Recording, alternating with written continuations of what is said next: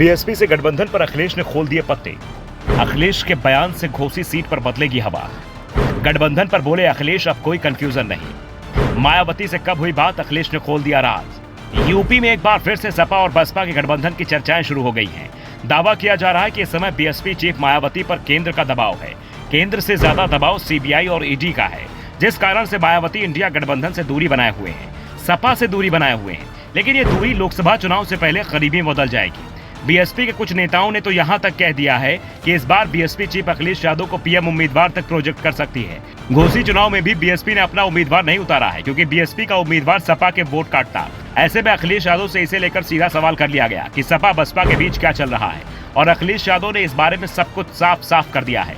अखिलेश ने कहा कि बीएसपी से गठबंधन पर अब कोई कंफ्यूजन नहीं है। सपा की एक स्पष्ट रणनीति है। हम एक साफ रणनीति के साथ मैदान में आएंगे, और जब रणनीति साफ होगी तो जीत भी जाएंगे। बीएसपी के साथ इस बार किसी तरह गठबंधन अब संभव नहीं दिख रहा है। मायावती और बीजेपी की रणनीति एक दूसरे से मिलती जुलती है, इसलिए सपा और बसपा में गठबंधन की संभावना नहीं है। अखिलेश ने कहा कि बीएसपी चीफ से तो उनकी बातचीत नहीं होती है। आखिरी बार बात 2019 के लोकसभा चुनाव के बाद हुई थी, और इस बातचीत के कुछ दिनों बाद बीएसपी चीफ ने गठबंधन तोड़ने का ऐलान कर दिया था। गठबंधन सपा ने नहीं तोड़ा था, बल्कि बीएसपी खुद ही पीछे हट गई थी, और मायावती से आखिरी बातचीत गठबंधन टूटने से पहले हुई थी। अखिलेश ने कहा कि वो आजमगढ़ में पार्टी के कार्यक्रम में थी।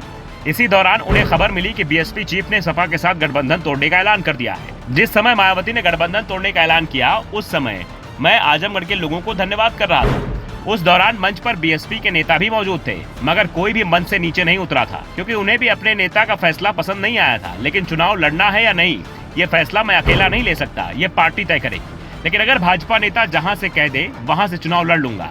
इससे साफ दिख रहा है कि अखिलेश चुनाव लड़ने के मूड में है, और वैसे भी ये साफ कर चुके हैं कि इस बार वो कन्नौज सीट से चुनाव लड़ेंगे। अखिलेश यादव ने अपना पहला चुनाव भी कन्नौज से ही जीता था, और कन्नौज में अखिलेश यादव ने तैयारी भी शुरू कर दी है। इस दौरान अखिलेश ने कहा कि बीजेपी में इस समय इंडिया गठबंधन का डर दिखाई दे रहा है। इंडिया गठबंधन की मीटिंग के बाद बीजेपी ने भी एनडीए की बैठक बुलाई थी। उनकी मीटिंग में 40 लोग आए थे। ऐसे दलों को बीजेपी ने बुलाया जिनका अस्तित्व तक नहीं है, जबकि इंडिया गठबंधन में जो भी दल शामिल हैं वो अपने अपने राज्यों में ताकतवर हैं। इस दौरान अखिलेश यादव ने यह भी साफ कर दिया कि किस दल को कितनी सीट दी जाएगी ये मायने नहीं रखता है। हमारा मकसद केवल बीजेपी को हराना है।